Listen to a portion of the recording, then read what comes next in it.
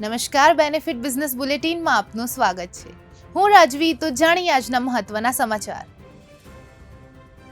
Share market intraday update. Sensex 450 points ઉપર જઈ 85,267 પર બંધ. નિફ્ટી 50 148 પોઈન્ટ્સ વધી 26,046 નજીક પહોંચ્યો. ફેડના રેટ કટ બાદ બજારમાં તેજી.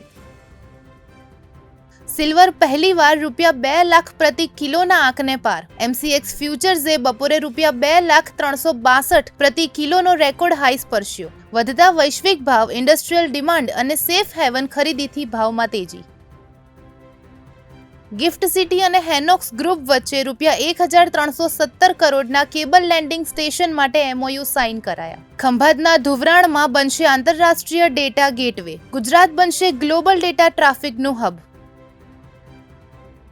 RBIએ ફાઇનાન્શિયલ યર 2026 માટે મોંઘવારીનો અંદાજ 2.6% ઘટાડી 2% કર્યાની સામે રિટેલ મોંઘવારીમાં વધારો. નવેમ્બરમાં CPI આધારિત રિટેલ મોંઘવારી ₹0.25 થી વધી 0.71 થઈ.